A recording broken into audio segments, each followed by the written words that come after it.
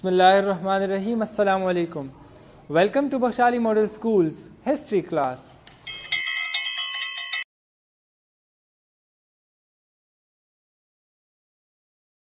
In 1700, India was worth a staggering $21 trillion large economy by today's standards. The country was ruled by the Mughal Empire. Its economy was so large and so powerful that it was bigger than all of Western Europe combined. 250 years later, India was one of the poorest countries in the world. So what went wrong? It all started with a single British ship docking in Surat in 1608 that granted permission from the 4th Mughal king Jahangir to trade in Surat. By the mid-20th century, an estimated $45 trillion had been stolen from India, and an estimated 35 million people had died in multiple famines. It wasn't the British government that seized India, but a small private company headquartered in a tiny office in London.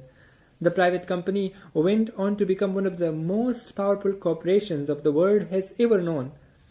It went on to conquer a large part of South Asia and commanded an army of 250,000 people.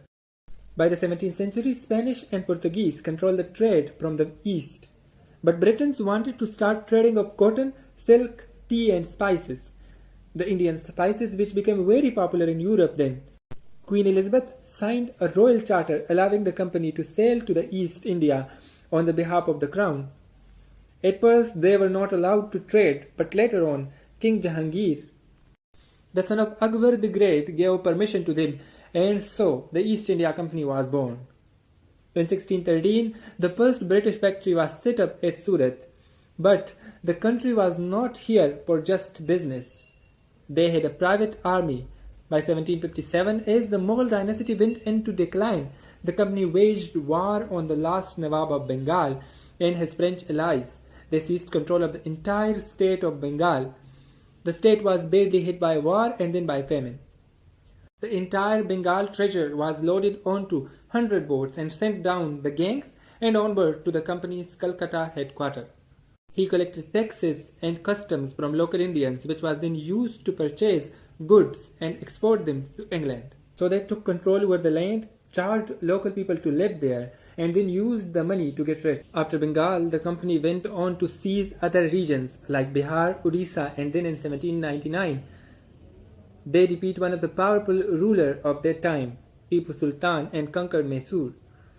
And so on. Even Delhi, the Mughal capital of India, and everything south of it. The company's shareholders elected merchant statesmen who dictated policy for the people who lived there.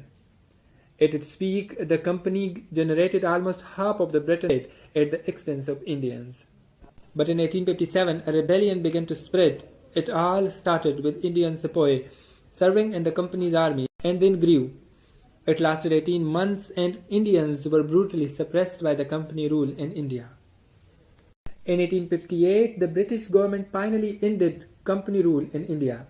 The end was brought upon the distrust in the company and the rebellion, but the move was to entrench the British rule, not withdraw it. The country was transferred from the company to the crown. The remaining vestige of the Mughal dynasty were abolished, and the Emperor Bahadur Shah was exiled to Burma.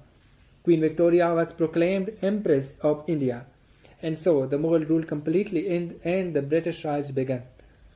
The crown ruled over almost all of modern-day India, Pakistan and Bangladesh. Some regions were still controlled by the local princes, who was loyal to the British government.